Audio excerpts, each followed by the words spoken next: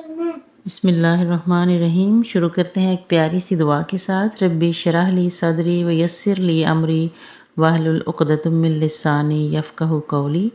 ए मेरे रब, मेरा सीना खोल दे और मेरे लिए मेरे काम आसान कर दे और मेरी ज़ुबान की गिरह को खोल दे ताकि लोग मेरी बात को समझ सकें। आमीन।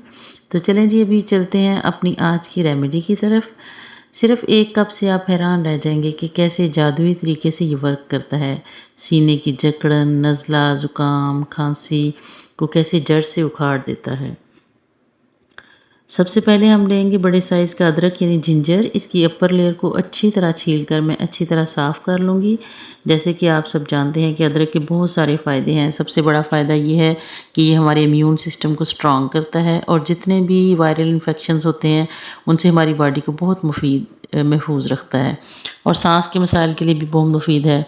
इसके बारीक स्लाइसिस काट लेंगे ताकि जब हम कहवे में डालें तो इसका जूस यानी अर्क अच्छी तरह निकल सके। इसकी खुशबू बहुत ज़बरदस्त होती है।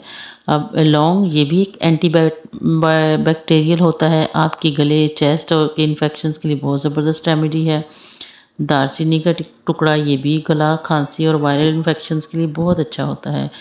अब लहसुन के 2 जवे लेंगे, ये भी एंटीबैक्टीरियल होते हैं। ये भी खांसी में, ज़ुकाम में, नज़ले और गला ख़राब में बहुत अहम होते हैं।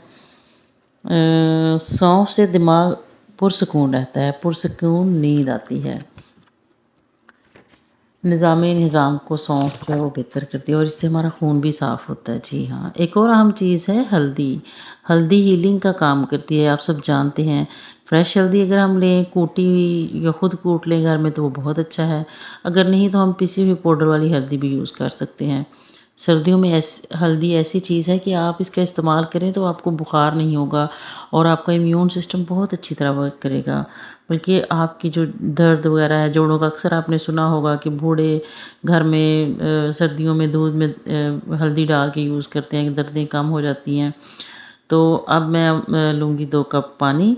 इसमें अदरक के स्लाइसेस डालूँगी, सौंफ, 4 लौंग जो मैंने लिए थे वो ऐड करूँगी, दालचीनी का टुकड़ा, लहसुन के 2 जवे और हल्दी डालकर इतना पकाना है कि सिर्फ़ 1 कप पानी रह जाए।